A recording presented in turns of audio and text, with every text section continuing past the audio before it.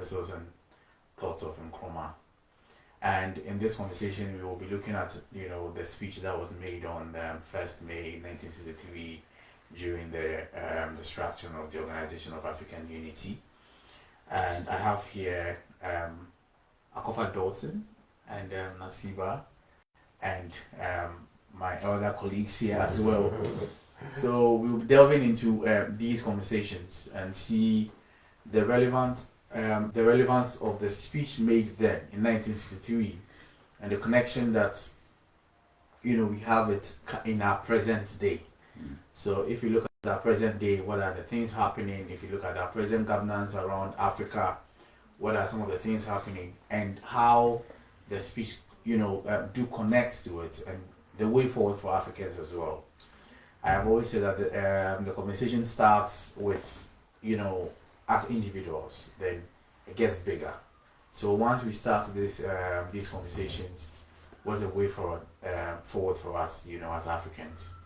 And as today being today marking the birthday of Kwame Nkrumah, and the whole nation is celebrating him, possibly we should be able to at least delve into his thoughts and see what he had for us during the days that he reigned as president. So I would want to start the conversation by engaging Akofa Dawson. What are your thoughts when it comes to, the speech that Nkrumah read in 1963? So I feel even though this speech was in 1963, if Nkrumah were to be alive today to read the speech, I think there's still some relevance of it in present times. And it looked like Nkrumah was thinking about the future, but perhaps he didn't have enough time to actualize the things that he thought of.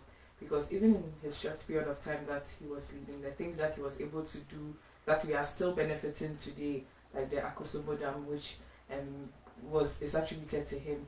But then again, broadly speaking, the issue of Africa's unity. So there are some countries that are not even united. I don't know how possible it can be for the whole of Africa to gain the unity in the sense of which Nkrumah expressed in his speech. That's it for me. Thank you. Okay. Nasiba, you have read the speech, I guess. Yeah. What are your thoughts when it comes to what Nkrumah wrote in 1963? Okay, so I want to feed off Akofa. So to the point where Akofa said that even amongst ourselves, there's still not unity. I think that it was also something that Nkrumah had mentioned in his speech. I always say that he was ahead of his time. He said something about boundaries, and he said that if those issues are not addressed now, in years to come, people are going to fight. We are going to fight ourselves, our own selves, because of these boundaries that have been created for us. So that was the importance of unity, because if we don't do that now, years to come, we are going to be fighting ourselves because those boundaries are alive, and we see those boundaries and we see the difference, and so we are fighting our own selves. And I think that that's it's sort of everything that's happening now. We can even start from Ghana. The Volta, they wanted to have their own, I think it was West Togoland. Yeah. All of those boundaries and these internal fights every single time, even with us, it's very hard, like Akofa said, to even have a unified Africa. If even amongst ourselves we don't even see ourselves as one people. And when I also read the speech, I felt I had mixed feelings about it. It wasn't a total yeah, it wasn't a total no. But there were things that were a total yes for me there, which I felt were very important. He had pointed out a lot of things having one currency, a central bank, having to crash borders so that people can move inland, move to other countries freely. And he said that if that did not happen, people are going to trade amongst themselves, but they are going to use the colonial currency to trade among themselves in Africa. And I'm sure we see that even today, that things are priced in dollars and euros, pounds. In Africa, when you could just be trading, you didn't need. I think those were some of the things that rang in my ear, and it made lots of sense. Even today, it's very relevant. It's as relevant as it was in 1963. It's so those were like some of the things that resonated with me, and it made the speech even more relevant than it was even at that time. Maybe it was, if it was in the future, well, we are probably here, or we are in the middle of that future, and there is still more, but it's as relevant as it is today, that like it was in 1963. Yeah, I think when it comes to the movements like this, each day people really complain even about the price of tickets, even to travel, even in Africa, and also the restrictions where people would have to, bear, even traveling, say, from Ghana to Egypt, from Ghana to South Africa. I remember in 2019 where I had to school in South Africa in ALA. You would have to submit your passport to VFS for them to, scrutinize everything like you're applying to a passport in the UK. Right. So I actually, when I read the speech, I was like, well, Nkrumah hits it right. Because even in our current and in our present day, where we still have the African Union, where the OAU has, been able to transform to AU, those core issues have not been addressed. And I still think that, the speech as was read in 1963 is still relevant and is still fresh to our current issues happening. The issue of currency now, when there is dollar, things are priced, like outrageously and all. So I think that if you take Nkrumah, and I always say that any day when you take the essence of Nkrumah, like the books that he wrote, I Speak of Freedom and all those books, you feel, when you read, you feel that, Nkrumah was way ahead. And though, in 1963 during 1st May, some of the African leaders actually spoke, but then I wouldn't want to compare. But then if you are to listen to the core issues that Nkrumah presented, then these are core relevant issues that I think that must still be addressed even in our current days. I remember some students from the University of Ghana, had to study in Egypt. Most of their visas were denied because they had no reason for visa denial. And this is happening in Africa, and we say we are Africans, where we should have been made to move freely, but then you have all these issues still plaguing us. So these are some of the issues that Nkrumah presented. Do you find any other core issues that Nkrumah presented in the speech, Masiba?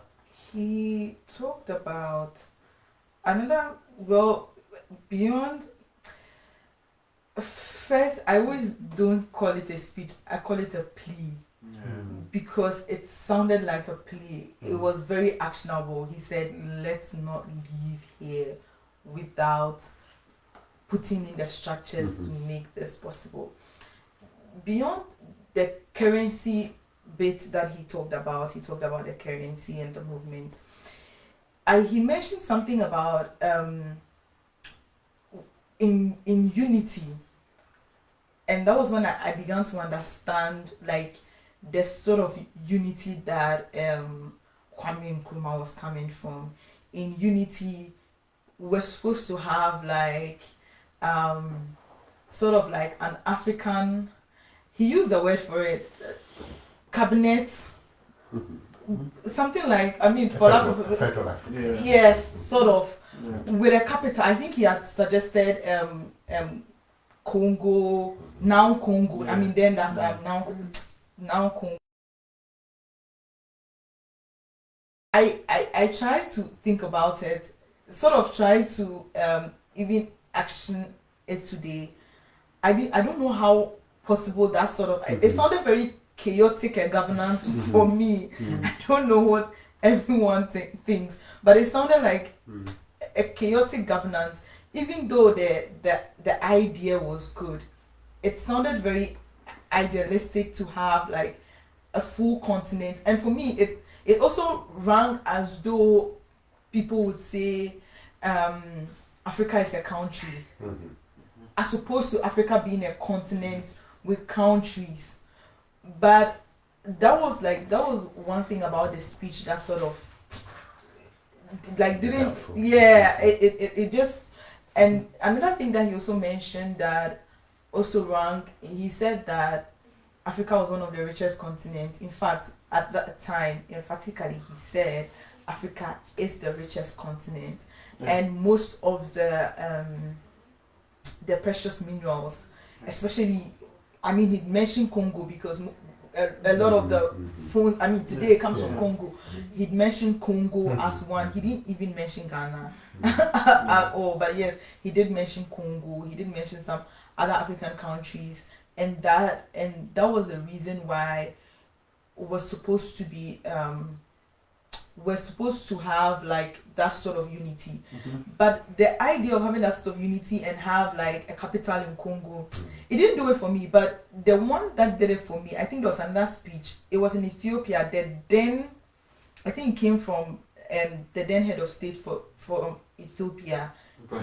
Yes, Haile Selassie. He said something about African countries setting aside a quota from like their budgets every year to contribute to a fund. And I think that was what like made more more sense. Yes, it sort of made more sense and more like because I didn't see how we're going to have like an Africa with an African capital and how was the system of government exactly going to like look like. It wasn't. Even now, when I think about it, that was the thing in the speech that I don't know, maybe I would get more insights from you. Okay. Can I chip in? Yeah. So, I've often struggled with this part of Nkrumah. I mean, I suppose the question that I always put to myself is, would we really want Nigerian politics and governance written large across Africa? It's only far, far worse because the distance between people in South Africa and Morocco is so great. So that the chances for corruption, exploitation and so on are so much bigger than they are even in Nigeria, and we see what happens there. I think the answer, I mean, I come to think that Nkrumah actually saw a window of opportunity, and that so it's a tactical plea. And as you say, he saw what would happen in the future, and his analysis is brilliant, generally, I think. Yes. Nkrumah's analysis of the problems is brilliant. I'm less convinced, as you say, that the solutions he puts on the table are workable. But I think he believed that people can be united by a common enemy. I mean, so he doesn't quite say it, but his belief is the undoubted huge barriers between African peoples might be subsumed if you got them at that moment where people were coming out of the colonial experience, and they knew with fresh reality that they might not like the people across the river, but there are other people in the world who are far more dangerous, and it would be wise to join forces to protect oneself from them. So I think he saw that window of opportunity, and that was politically brilliant in one way, but I think still misguided. And I think this it was a smart idea, but the scale of what would have needed to be overcome to bring in African unity at that moment, as you say, is just unimaginable, really. And I mean, as you know, Kenyatta and others were promoting incremental development. And Kenyatta did in the end say he thought that Nkrumah was right, but I think that might have been being polite at the end of the day. So I would want you to read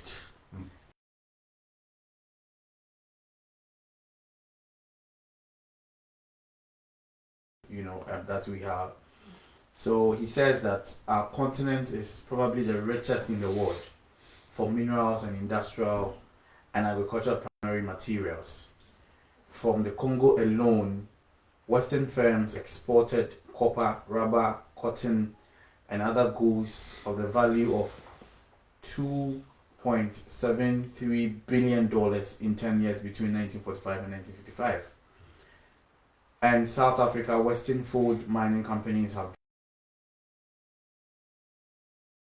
1951 of $814 billion. So I mean, like all these figures were 1963, and he then goes ahead to say that our continent certainly exceeds all the others in potential hydroelectric power, which some experts assesses of 42% of the world's total. What need is there for us to remain hewers of wood and drawers of water for the industrialized areas of the world? So, it points to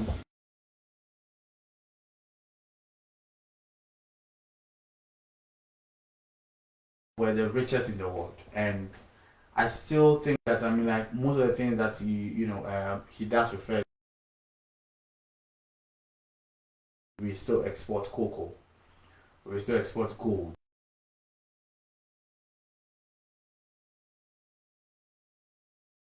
But if you look at, I mean, like most of the, even the towns where, gold are mined, towns where we mine bauxite, towns where all these are found, like Congo. Let's take a critical look at Congo even currently. Are we seeing the development, like in Congo, that, a town that produces the world cocoa or, like the world uranium should see? Of course not. So I believe that, like these are the core issues that Nkrumah actually wanted to point to us. And I always say that I think we have made a lot of noise also about our natural resources for some time now, even from the speech of 1960 from Nkrumah. But then, what other natural resources or what other resources have we not on tap? As a continent, maybe we may also have to look at that. That to me is, a progressive conversation. Maybe because we have been exporting cocoa for decades. If you go to Obuasi, you don't see anything better. If you go to Johannesburg, though it's better, but then are people in control? If you go to Congo, towns like the Katanga, Lubumbashi, are they, great towns that, we can write home about? No. So I think that since we are not seeing progress with our natural resources, what do we think that, we can do with, other resources untapped?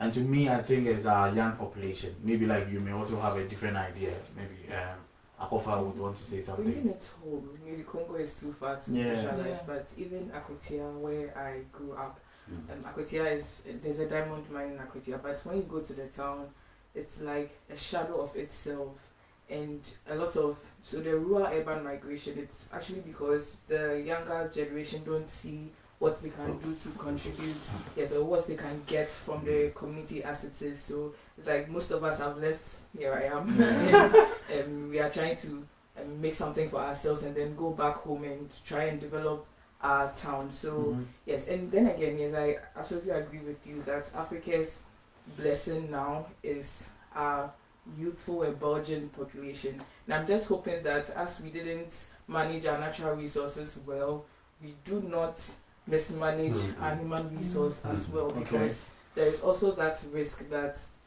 we will overlook what is important and what is before us now. The obvious blessing, which is the youthful population, which is exuberant of ideas, which would develop the continent better. So that's where we should be focusing on training and upskilling the youth, the human resources, because if the extractive sector didn't help us as we expected it to be, the human resource that we have should do what is needed, that is to lift us from where we are to where we intend to be. I mean, looking at it seems bleak, yes, that how can we move from where we are to I wouldn't say utopian place, but a better place where the African youth wouldn't seek greener pastures elsewhere, losing their lives because they are using perilous ways to get out of the country, the continent. I mean, it's green, the grass is green where you water it, but is there water? Are there tools for us to prune the grass, to till the land and all of that? So that's my thoughts on that. Yeah. Okay. Nasiba, I mean, do you see any other resources that as a continent, we can tap into for our development, say in the next 2 decades? Because we have been talking about our natural resources for a very long time, but we are not seeing, progress. Okay, so I'll still go back to the natural resources and why we are not seeing progress. One of the key reasons why Nkrumah called for unity is so that we could have a say on the table. Because if you seem like a very unified front, you can have a say on like table. Yes. And so why are we not having that? Why isn't any development going on? First of all, even if you even look at the people who are even mining in the first place or even using these extractives, you realize that most of them, if not all, are multinationals. They're not even Ghanaian-owned businesses. I think about 80% of them are. Exactly. And so you just sit and imagine how the bargaining went on the table. What's even the cut of the government? And even when you even think about, first of all, how did the deal come? What was the cut? How are you even beyond that? How are you maximizing that opportunity? Yeah. And so if we are not seeing development from the exploitation of natural resources, it's not even because we don't have the resources. It's just because there's a lot of mismanagement and all of that. And so if we say that we'll look at the ones untapped, what's the guarantee that all the untapped, even the human resources will even be managed? And we can even see that for ourselves. In today, like they will say today, right now, if they just bring if they announce on the radio that if you want to leave Ghana, just go straight to the airport. Yes. You don't have to even have a passport. It'll be crazy, I guess. It's going to be crazy there, because I don't think there's a single person who wants to stay, because day in, day out, people complain about hardships, about even jobs, no money, there are no jobs. Like, they've not been, they would say unemployment rates are skyrocketing. And even for it's because maybe 10 years ago, 7, 8 years ago, maybe even more, not many young people will think about entrepreneurship because there was jobs. And sometimes now most entrepreneurs would say that they came out of school, there was no job, they started a business. Forced entrepreneurs. Exactly. And now even entrepreneurs who say that there are no jobs, they start a business, but the system keeps frustrating that business too. Like, it's not, they are not even able to make money. It's as though we are trying hard even as a people to develop ourselves, but we are victim of circumstances. That's what I always say, because we are here, born here in this place, and the system is like this at this time. So you're like a victim of circumstance or time, maybe bad timing, and you have bad timing. Probably bad timing. Maybe the future is better or the past was the beautiful ones better. are not yet born. Exactly. Are you Kwame said the beautiful ones? So maybe you are in the future would have been better, but you are here with a job even now, with a business, and then you're just trying hard to develop, to even contribute your quota to the development of the nation, but the nation is the one who is even frustrating you out of that business. People say it all the time.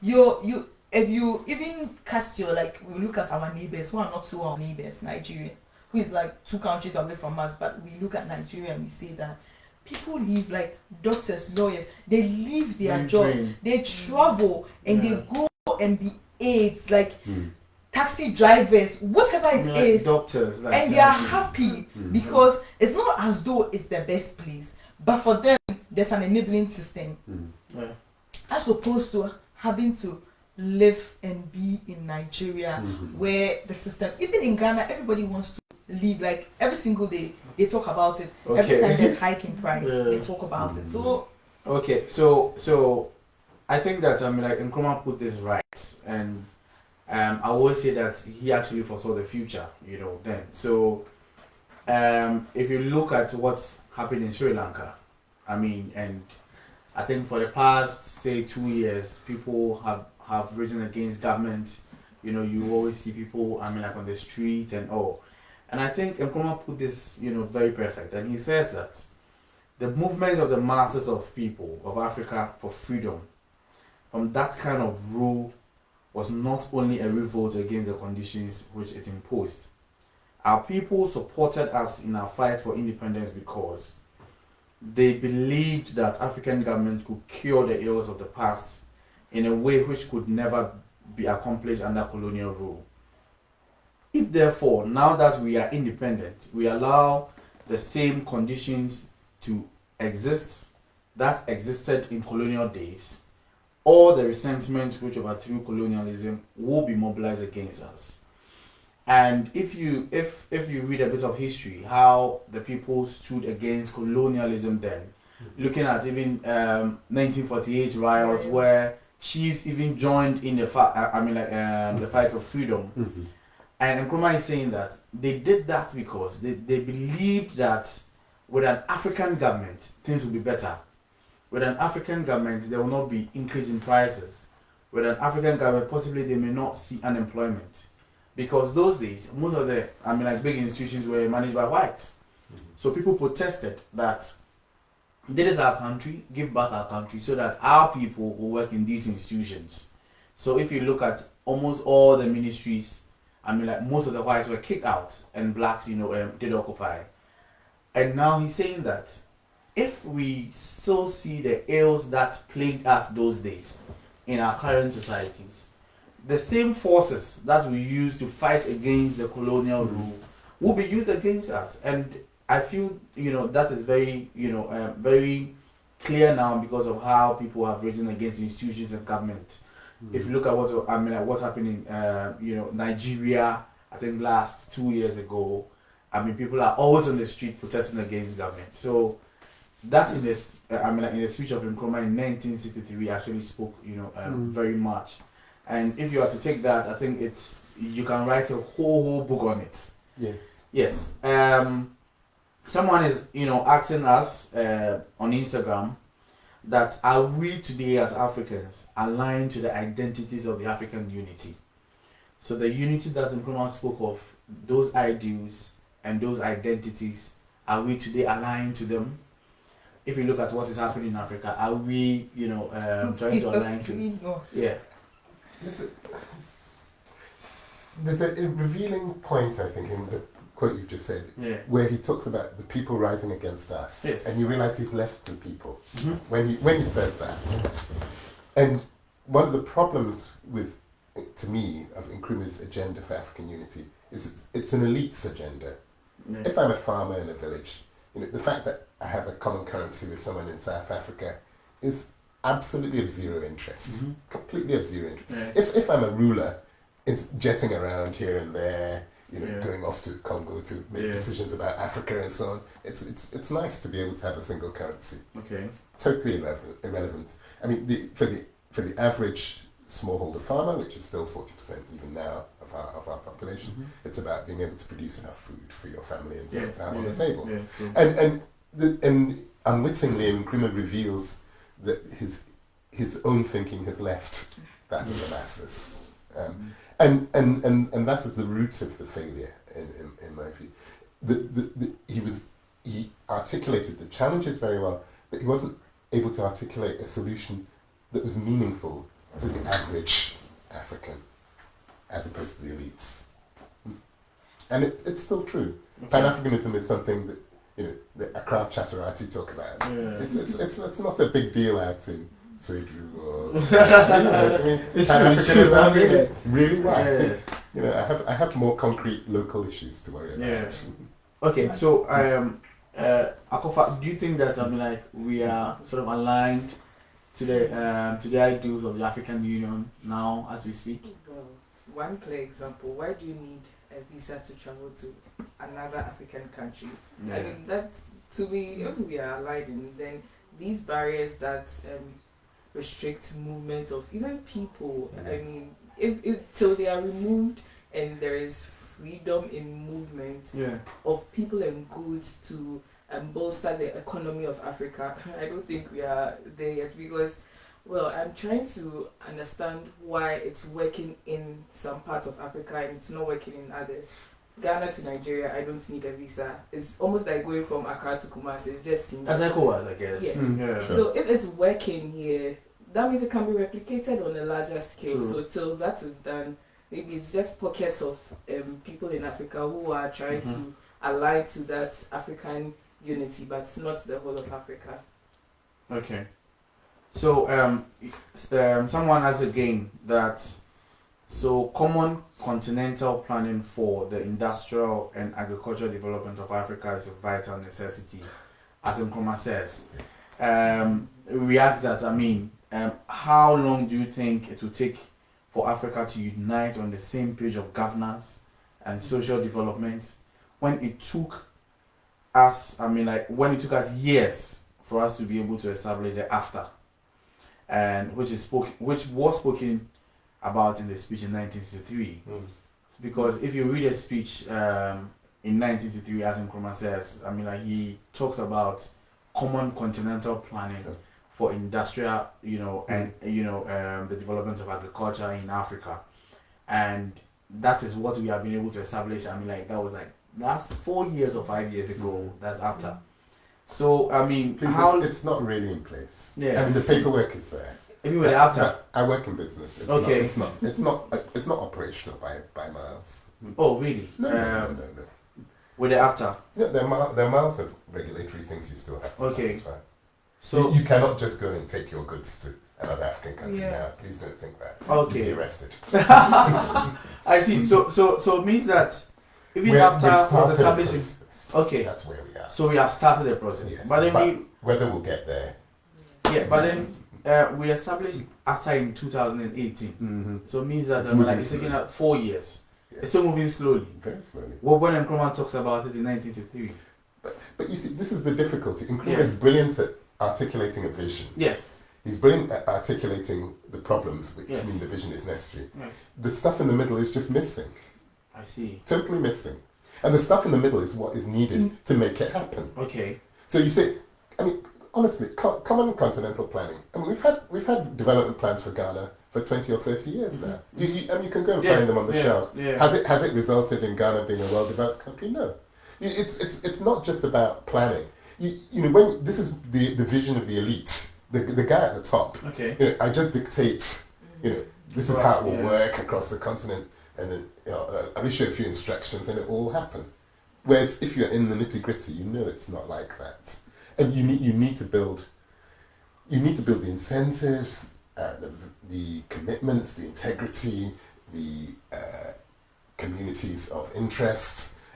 It's slow. It's hard work. Yeah. It's not. You don't write a speech and it happens. Yeah, true.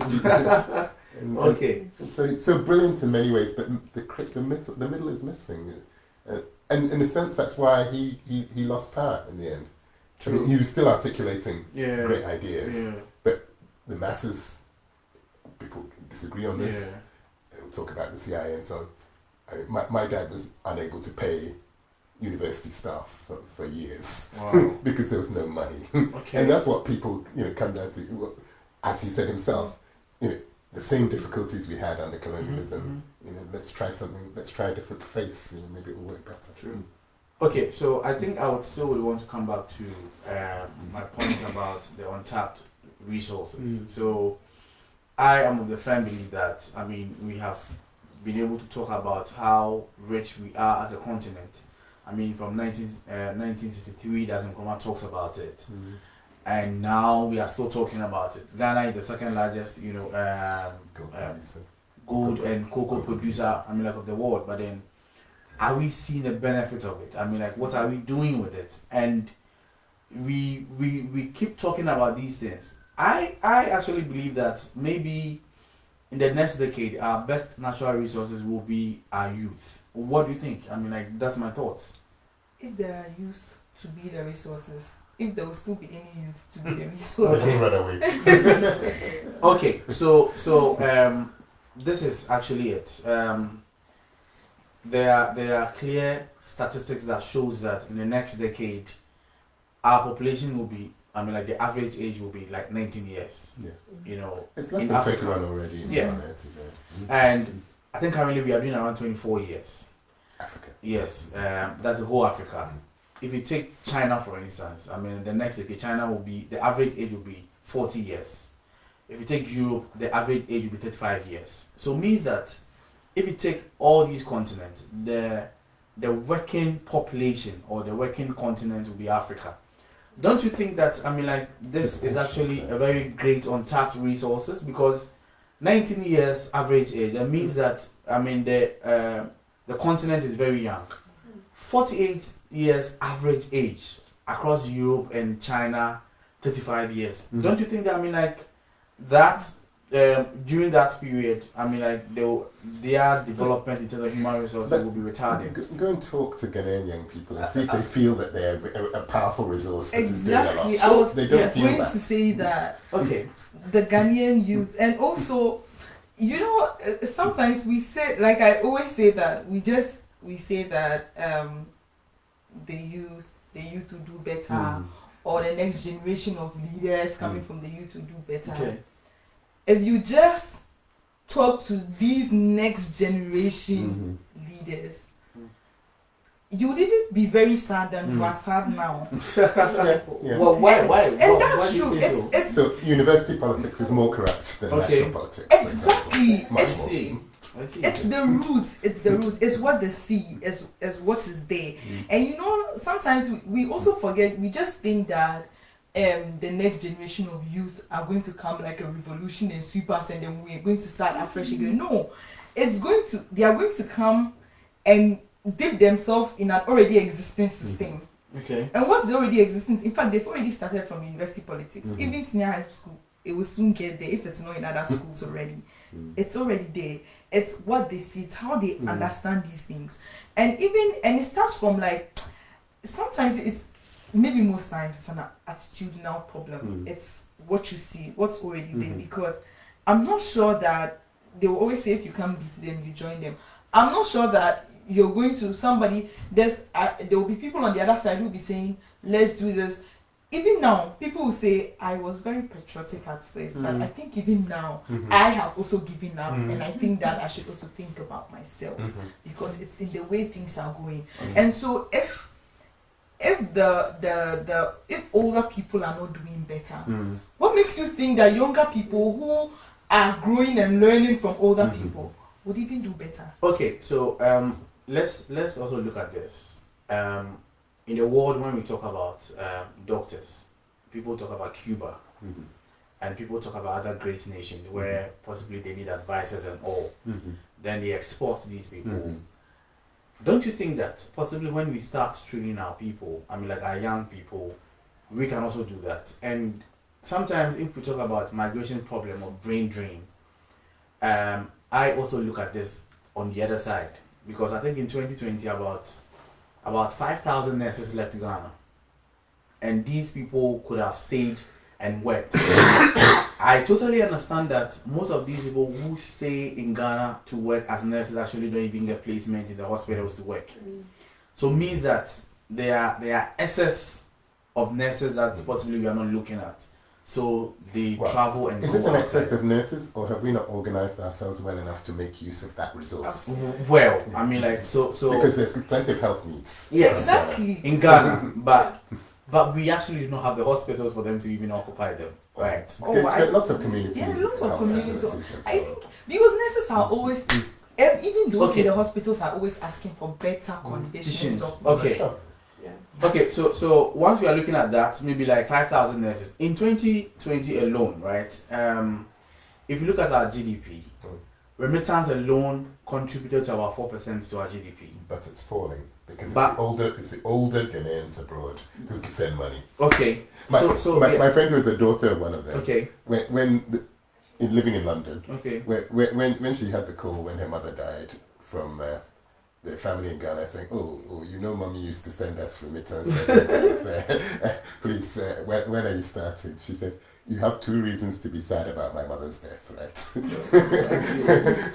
Yeah. So I mean, I actually would still want us to look at, I mean, the young people as You're as 100% the right. untapped resources. You're 100% right, but Yeah. but the same mistake that we made with the natural resources, to think that because it's there, it means it will be operationalized in a way Okay. that benefits development is wrong. Okay. The gold is there, it's gone. Yeah. There's no development to be seen. True. And it's actually worse with human resources, because if we treat young people wrong, it will not just not be a positive. You have a disaffected mass Okay. of young people who are very, very angry and bitter. Okay. Totally understandably. And so you will destroy society, not just not take opportunities forward. But of course you're right. If you can actually see how to do it, which is what's missing in Nkrumah's speech, Yeah. how do you do it? How do you turn young people who are coming out of UG or elsewhere disaffected, feeling there's no opportunity, sitting at home for 3 or 5 years? What is it that is going to change that into someone dynamic who's changing the Ghana health system, or possibly even going abroad and sending money back, as you say? Because at the moment it's not happening, and it won't happen unless we find new ways of doing it. Okay, so my thought is that possibly once we have been able to identify that this age bracket will exist possibly in the next decade, right? COVID taught us a lesson of how people could even sit at home and work. And these days, most of the jobs that we are seeing are remotely done. I mean, like, someone can stay in Ghana and work for Microsoft. Someone can stay in Ghana and work for, let's say, You're talking leaks. I was going to say.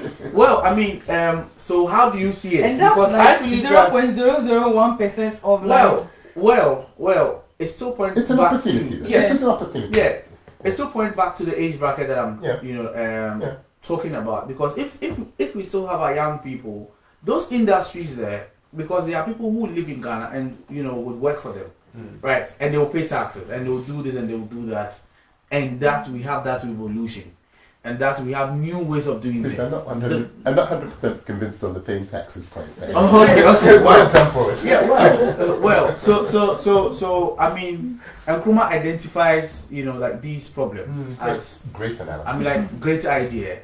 That, I mean, like, if we don't do this, the ills that we saw during the colonial days, we will still see them here, right? So I believe that, I mean, we could, once we have been able to identify that there are missing pieces in there, what can we do? What can we do to resolve that? Because if we are, I mean, like, we have all these natural resources and we are not seeing development, and as he's saying, and we are now seeing it. We have been talking about the problem from 1963 up to 2022, 21st century, but we are still not seeing progress. So what I would want to know, I mean, like, possibly, what do you think can be done? Let me make one suggestion. Quality of the education system. Okay. Yes. Free HSS is nice, but unless the quality is there, it's not transforming opportunities.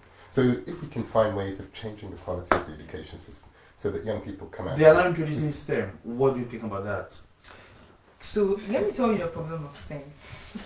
You see, Education of STEM. No, even education in general. It's every single time when all these conversations come about, we look at it. It's always geared towards a certain group of people. If you take out the elite, and you want to talk about they are introducing STEM, I remember when I was in primary JHS, when I was in JHS, they had just introduced ICT as a compulsory part of school curriculum. We didn't even have a computer in the school. Like, we were learning ICT exactly in a vacuum. Like, what was that? We didn't even own it in the house. We didn't even own computers at home. Did we even see one before? We're learning it in a vacuum. And so if all of these things, so the quality of the education is beyond just introducing STEM. It's enabling tools. It's always enabling tools. Put in things that will enable them learn properly, or like make the education better than it is. So it's not just we are introducing this, we are making this compulsory, we are doing free education. Like, it's all on the surface, on the surface. And it does not in any way solve the root problem, because we will sit in Accra and we'll look at 9 cities, the cast, and we can say anything we want to say. But if you look at Ghana's population, even those who are saying it are just like a small number of the entire problem. And you see, and there are people, and these are even the people who contribute a lot more than like that's 1% elite people. It's Nkrumah's solutions, like elitist solutions, but it has to go beyond just elitist solutions to grassroots, like the problem, like solve the main problem. Because you even mentioned remote, people work remote, but we also forget that even with these remote jobs, we forget that most of the people that benefit a lot from remote jobs are people that are into tech. And even some of the jobs, and you see that every day, they'll advertise for a remote job, but you have to be in the US. You advertise a remote job, it's remote, but location, Spain. So it means you have to be in a particular location to be able to access or to be able to get into these remote jobs. And so like all of these things, I don't see how they will sort of like solve the basic problem, like the smallest of the problems. Someone who joined us, like live on Instagram, actually saying that he thinks that Nkrumah's policy will redefine the continent, but then we have a problem of delay implementation. So that is exactly that he says. He says that is Omane Boama says, I think we delay in our policies to redefine the continent, but Nkrumah had a highly spirited heart to move things faster, and we lack that in this generation. Don't you think so? Because I feel that possibly the spirit of Nkrumah then was to get things done. Get things faster. Sure. Let's move. Let's go. Because if you look at the speech that he made in 1963, was a call to action. And at the end of the speech, he says that we must decide on a location where this body of officials and experts, of which he had already suggested people that should work, and as a call to action, he says that the Committee of Foreign Ministers, officials and experts should be empowered to establish a commission to frame a constitution for a union government of African states, a commission to work out a continent-wide plan for a unified all-economic and industrial program for Africa. This plan should include proposals for setting up a common market for Africa, an African currency, an African monetary zone, an African central bank, and a continental communication system. A commission to draw up details for a common foreign policy and diplomacy, a commission to produce plans for a common system for defense, and a commission to make proposals for a common citizenship. So I think that, looking at the problem that we initially stated, where we find it, very, very hard to move from one country to the other in Africa. Nkrumah actually has said that. We should find a commission that will bring proposals for a common African citizenship, so that when I am in Ghana, I don't say that, well, I'm a Ghanaian, so I don't belong, to this whole Nigeria thought. Yeah. But then we should, maybe from 1970, we should have had a common citizenship as Africans. Those were the proposals that Nkrumah was making. There are proposals, but with no means of implementation. So he said that let's have a commission. Does the average Makala market woman want a Nigerian trader to come and join the market? Well, feel like there's a lot government has just been throwing them out. Come on, that's the reality of where we are. A commission sitting in Brazzaville saying, let's have a common thing. It's just okay. So I believe that these proposals that Nkrumah was making, he suggests that there should be a whole commission who drafts, the policies, how all these things should be implemented. so that is why Omani Boma is saying that possibly the spirited heart of Nkrumah, he had it, but then we delayed in the implementation of those, because if there was a whole commission belonging to Africa to determine policies that will say that we have one African citizenship, I think that maybe by now 2022 we may have been able to achieve that, as we have done with AFTA. Right. I mean, like, that to me will be, I mean, like, that to me will be, I mean, like, would have been perfect. I agree with you to an extent. Yeah. When you spoke about how, like, if the average macula trader will sort of, like, that analogy. Yeah. Currently. I mean, the analogy currently. I think that the idea, for me, the idea of, like, trade, like, in my head is I should be able to move in and out of borders just like that to get things. For example, the Makola trader goes to Togo to buy goods. Sure. But even, goes to Nigeria, goes to Benin. yes, but even they will tell you how much of a hassle they have to go through With borders. Right. And so the idea is that if we didn't have these borders, things will even be cheaper. But it's a Things would have been continental better. free trade area, not common citizenship. Exactly. Because yes. what people don't want is competition for their work. That's what I was saying. The common citizenship bit is what I still do not get. That would enhance the trade. I get, but the citizenship is because for me, like, did we need to officially? I mean, we are Africans. You come from a continent, you're Africa. You're African, but it's like I said earlier, it's that whole common citizenship with the gap. It's that bit that I find it very hard to, like, comprehend, even now. It's an elite concept, and for most people, the idea of traveling thousands of miles is just not. It's just not on the table. You know, it's not of interest. Okay. So For elites, it's very nice. You know, we can go to a conference in Joburg or whatever with less hassle. But what does that mean to someone who doesn't have food on the table in a village? Nothing. Okay, so I also believe that most of the time these things seem very far, but then it transcends to, I mean, like, the very low income people, like, in our societies, because my auntie travels to Nigeria, to Togo, I mean, like, to most African countries to get goods to come and sell in Makola. Then finds issues with traveling to Benin. Sure. Find issues in traveling to Morocco, especially Morocco. But does not find issues to travel to Dubai. Yes. I mean, like, Yes. So to Turkey.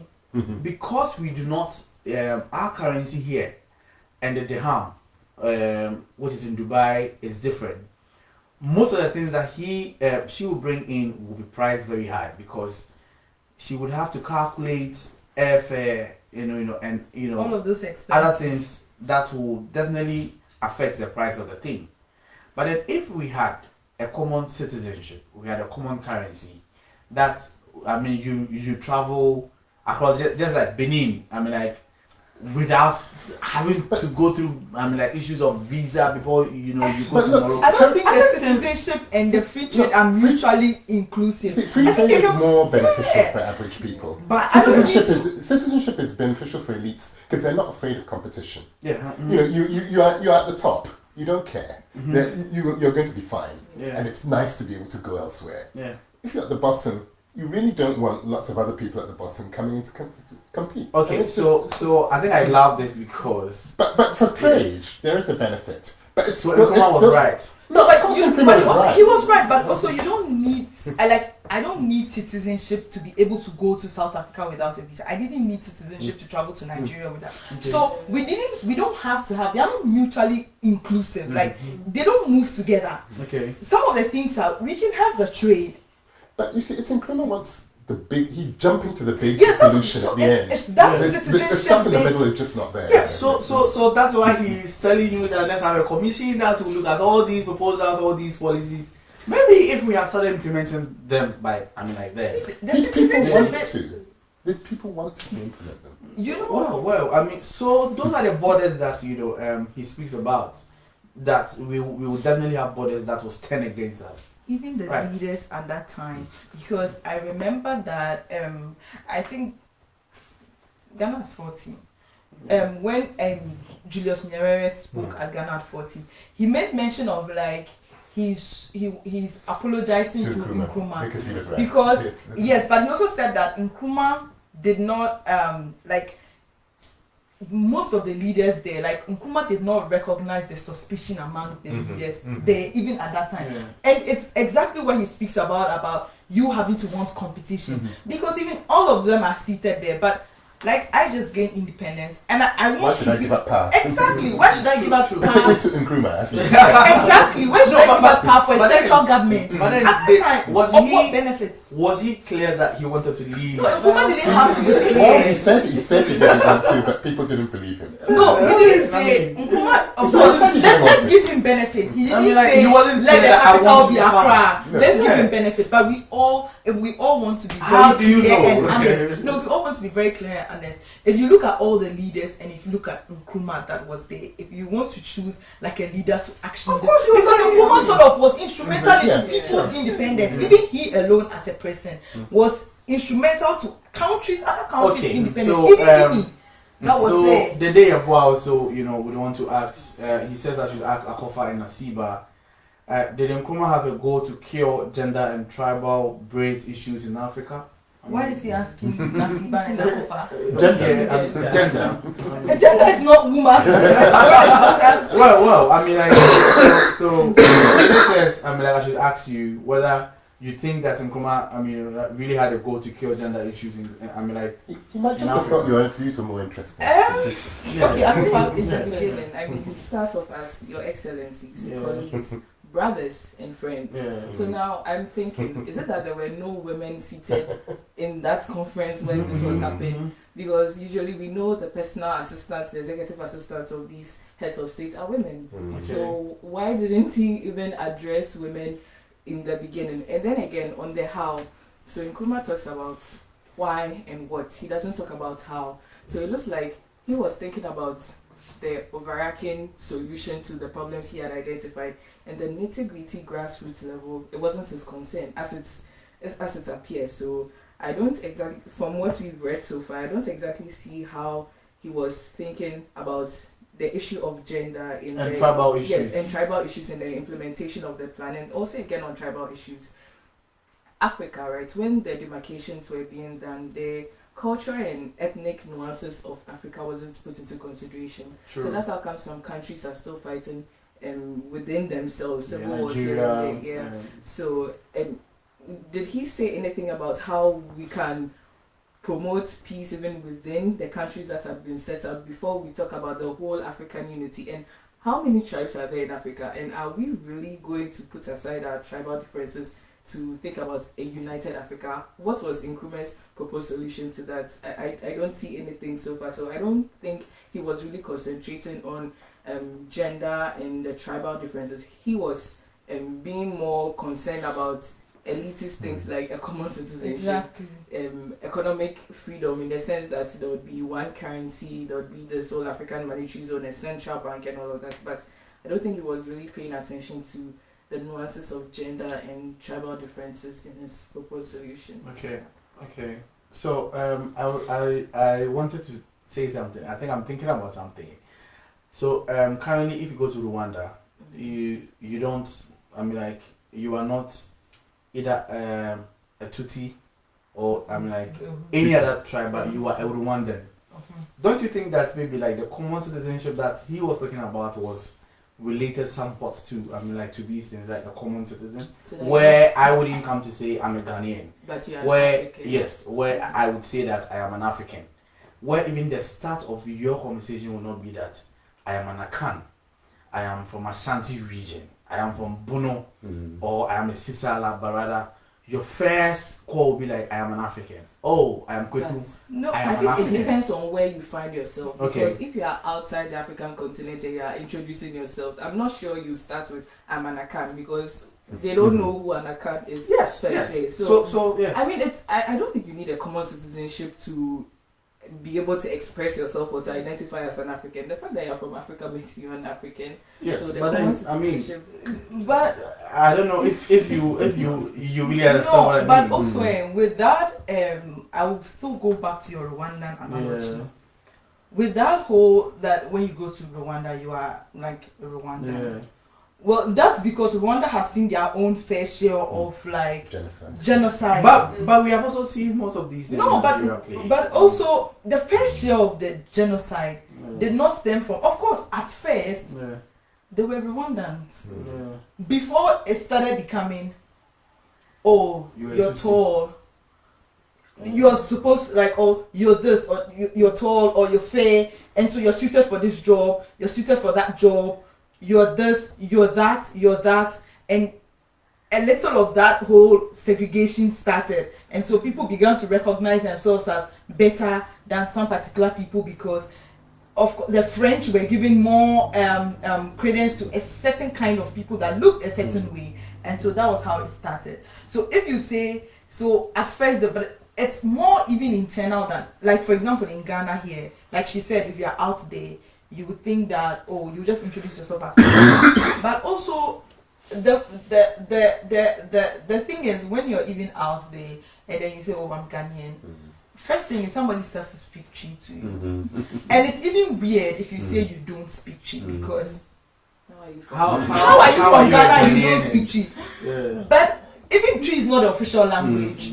Twi is not the only existing language. So you see, those whole like tribal things, they even existed even before colonialism came into play. And when all of that was done, those, like we've said this again, that in Nkrumah's solutions, like bringing solutions to like problems, it was the big things and not the nitty-gritties. The nitty-gritties, like. But let's not blame him because no one can do everything. Well, that's true. He put a goal in front of people. Others could have come up with some with which is your point about commissions and so on. It was I'm not even about to say that maybe Nkrumah didn't know. Or maybe at that time it wasn't a problem because when Nkrumah set up CPP and was rallying against UGCC to actually, we all know that it was market women, it was a grassroots people. Women came out. It was mostly women who came out. But even today in the story of independence, we don't hear the women. Big six. We don't hear the women in the thank you in all of that. We hear so in our minds. If you're very concentrated on history books written by a certain group of people, you'd not even recognize a woman. Somewhat. I think somewhat. It shouldn't be somewhat. Somewhat. If you listen to like the speech, they were instrumental. Isn't in 2017 Independence Day celebration, he actually acknowledged Nade Ashikishan and all these markets who financially supported Nkrumah. And if you look at our 50% West Queen, you have Nade Day's picture on it. And Nade Day was a financier to Nkrumah. And that is, totally acknowledged. Maybe you may not see that play with Nkrumah coming out to say that, okay, Nade Day, did finance me to go. So also the team here also are saying that Nkrumah even proposed that we have a capital. Yes. So in Congo means that he was forward looking. Absolutely. Vision 100%. Yes. Analysis 100%. Okay. Someone else perhaps could have provided the missing middle. Maybe the commission, if the commission was set up, and maybe all of those small things would have come up. Before we end the conversation, do we believe that most of the things that Nkrumah, raised, or most of the issues that Nkrumah raised in the speeches, most of them, when we implement, we will be able to uplift Africa, and we'll be able to bring, the continent to a standard where we are looking for. Because people believe in Africa's rising and the Africa that we would want to see. Do you think that most of these policies, most of these things that Nkrumah talk about, when we are able to implement them, that we are doing after? If we are really serious about after, and we would want to achieve better things with after, do you think that when we do this, we'll be able to uplift Africa? To end the conversation. Yeah. Okay. Okay. Yeah. I am to you. To Nasiba, to Akofa, and to everyone as well. So I'm just reading an excerpt from the speech that says, "It is within the possibility of science and technology to make even the Sahara bloom into a vast field with verdant vegetation for agriculture and industrial development." I mean, visionary Nkrumah, thinking about what can happen. But then this is not far-fetched now, because it is possible to turn a desert into vegetation. I mean, look at Dubai, creating land out of nothing, essentially. So to an extent, some things that Nkrumah said, if we had implemented them, things would have been better. But I mean, looking at where we stand now, I would be very glad, I would be very happy if Africa is what we all desire it to be. But my question is, how do we get there?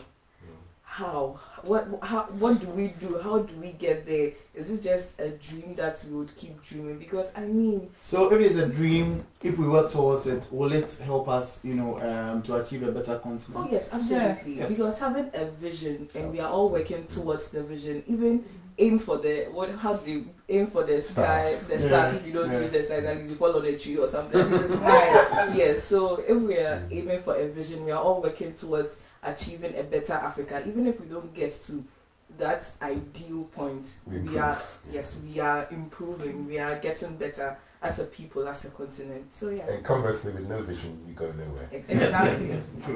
True. So I mean, like, if we are to speak right now, looking at the speech that he read, what one thing do you think that if we must do it right now, and if we're able to do it right now, execute it right now, I mean, like, for instance, Ghana, we will be better, or for instance, Africa, we will be better. Like, that's one thing that everything is money. Kudi is money, strength. Because exactly what he said, that if we didn't work towards that economic part of it, we're going to end up trading in a currency that's outside the continent, which is happening, and that's why there's hike in prices of everything, because people are buying things in dollars. We don't produce anything here. I mean, people are shipping things in dollars. It's about our economy. The Ghanaian inflation is worse than anyone else. So it's the economy. That's what I'm saying. Like, we need. But I mean, like, as she's saying, don't you think that, I mean, like, the inflation that you speak about, most of them are imported? Because I mean, like, because it's imported because of depreciation. Yes. And depreciation is because people don't have confidence in government. Yeah. Ghanaians do not have confidence in government, so they don't want to pay tax because they don't believe it will be well used. Yes. Foreigners don't have confidence in government because they don't believe what money they lend will be used properly and that they'll get it back. Yeah. When there's no confidence in government, then whatever currency you're using, you're going to do. It doesn't matter what the name of the currency is. You're going to be in trouble. Sure. Okay. I'm all for voting, and I'm always saying that regardless of, like, you always, I really like I will look at Nigeria, and I like the sort of turn that they are going through. Like, you need to, most people vote on, like, political parties, but it's very important that we take people, like, now a lot of the Nigerian youth are turning towards a particular candidate, not even the party, and the party is not even a strong party, but it's just the candidate, because we need a sort of change. And so if you believe, like, when it's voting season, you hear a lot of things like, we all know what's going to happen. Like, people are going to vote based on this anyway. But if everybody says, they'll say, oh, I think this candidate is good, but he doesn't even have a lot of people, or she doesn't have a lot of people. It's a small party. Let me not waste my votes. But it's all there. Let me not waste my votes. Let me not waste my votes. Cast it anyways. If you want a change, then you take a risk with that party that you think, or that person that you think that the person doesn't have a lot of votes, that have my votes anyway. It's that have my votes anyway, anyway, that will bring that wind of change. Because now people are saying, we are tired, we've tried this, we've tried that, we are not seeing, we need new faces. But it's having to have confidence that I will vote for this new face anyway. You're not wasting your votes. I will go and vote anyways. I don't even care. Like, I always tell people the story about my mother always being, when they count in our constituency, everybody knows that if it's this person and it's one, it is Mariam. Everybody says that this person is my mother. It's my mom. My mother is the only one who's voted for. Because it's just like she just says that she just believes in that person and she thinks that person. So she would always it's very consistent over time. So that candidate stop.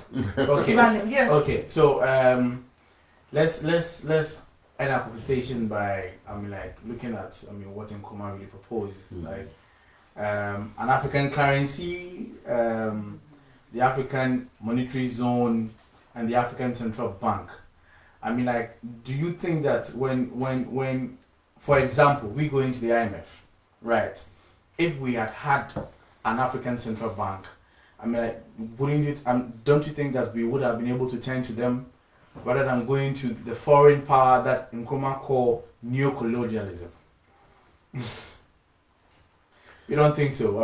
If we had a Central African Bank, as he is saying here. Actually, we are borrowing $700 million from the African Development Bank. Yes. So, but they're reluctant to lend it to us because they also don't have confidence that we'll use the money. So please let's always look at the answers from outside. Yeah. To me, the most prescient thing of all that we've heard in the speech is Nkrumah's statement that if the conditions do not improve for people, they despair and what. That is the essence of it. Yeah.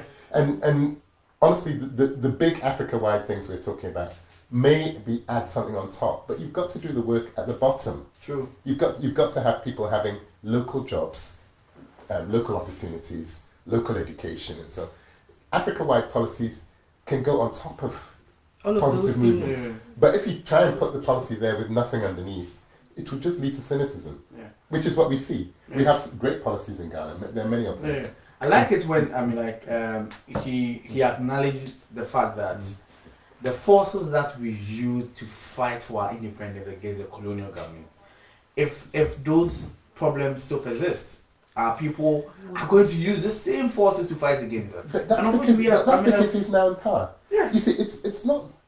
The point is that people were fighting not just the colonial government, but for something better for themselves. Yeah, true. So he's looking from the perspective of the ruler on top. Yeah. From the perspective of the person, it's not that they used it to fight the colonial. They wanted a better life. That was it. Yeah. And they hoped that Nkrumah would bring it, or that someone else would bring it. And it didn't happen. All right. Okay. So lastly, he's saying that, Your Excellencies, with these steps, I submit we shall be irrevocably committed to the road which will bring us to a union government of Africa. Only a united Africa with central pro-political direction can successfully give us effective material and moral support for our freedom fighters in Southern Rhodesia, Angola, Mozambique, South Africa, Swaziland, Portuguese Guinea, and of course South Africa. So he still, by ending his statement, he still points to the fact that it is only the African unity that will bring us all this progress. So we would like to thank you very much for coming here for us to celebrate the legacy of the great Kwame, the great Osagyefo Kwame Nkrumah. And also, we would want to thank all our viewers also, watching us live on Instagram and, all other social media platforms. We would want to say that this is, the starting of the conversation. Going forward, we will move the conversation to most of the senior high schools in Ghana, about 50 of them, so that, we can delve much deeper into the thought of Kwame Nkrumah again, Chinua Achebe, and all these better African writers that we read about. So we through these we will explore topics of independence, colonialism, the way forward for us as a youth, and also issues that borders against feminism and all as written by Chimamanda Ngozi Adichie. All these African writers, we will be looking at them. So it's actually a packed project that we will be doing going forward. So we thank you very much for watching us. My name is Emmanuel J. Ampim, and I thank you guys very much for being here. have a very nice holiday. Thank you. Thank you. Thank you, Right. Nkrumah, for Yeah. holiday. Well, I mean, Birthday. it's great. I mean, It's like, not even his birthday. No. yeah, I mean, like Why not? we must celebrate him.